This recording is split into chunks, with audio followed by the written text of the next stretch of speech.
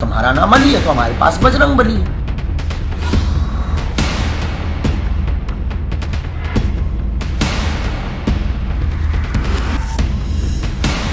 नमस्कार, आप देख रहे हैं वीके न्यूज और मैं हूं आपके साथ मयंक गौर। बागेश्वर धाम सरकार के पीठाधीश्वर धीरेन्द्र कृष्ण शास्त्री अब खूब सुर्खियों में हैं। सुर्खियों में तो है ही, साथ ही साथ विवादों में भी है, जिसके कई कारण हैं। धीरेन्द्र कृष्ण शास्त्री अपने दिव्य दरबारों को लेकर के खासे चर्चाओं में रहते हैं। वो मानते हैं कि, और वो समय समय पर दिखाते भी रहे हैं कि वो किस प्रकार से अचानक से सभा पंडाल में बैठे किसी शख्स को बुला लेते हैं, उसके बाद उनके नाम का पर्चा बनाते हैं और उसके जीवन का इतिहास, भूगोल सब कुछ बता देते हैं।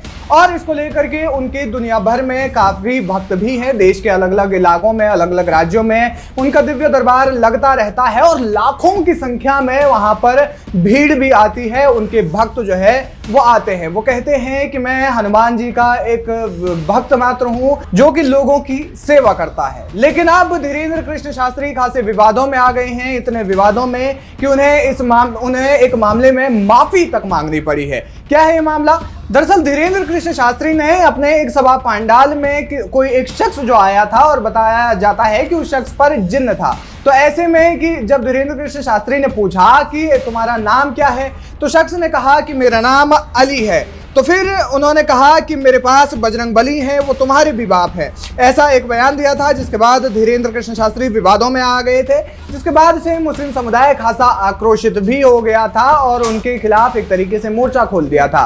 यहाँ तक कि यह मामला इतना बढ़ गया था कि उनके खिलाफ लखनऊ में तहरीर तक दे दी गई और शिकायत भी दर्ज करा दी गई और पुलिस इस मामले में जांच कर रही है। इसके बाद बागेश्वर धाम सरकार के पीठाधीश्वर धीरेन्द्र कृष्ण शास्त्री ने माफी मांगने का एक वीडियो जारी किया, जिसमें उन्होंने कहा, हजरत अली अहिंसा के पुजारी थे। मैंने उनके बारे में पढ़ा है और हम सभी देवी देवताओं का सम्मान करते हैं। हम किसी धर्म या धर्मगुरु के खिलाफ नहीं हैं। हमारे मन में सबके प्रति सम्मान है। हमने मौला अली के बारे में जितना पढ़ा और समझा है, उससे समझ आता है कि वो अहिंसा के पुजारी हैं।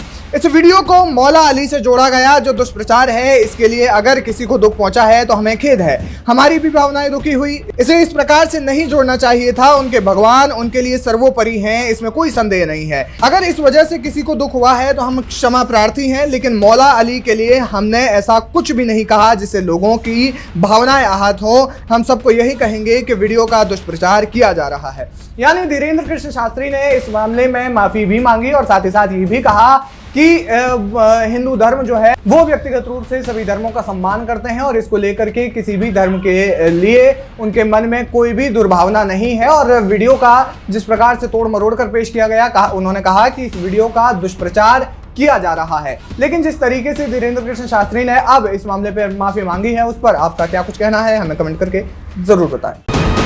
वीके न्यूज, राष्ट्र के नाम।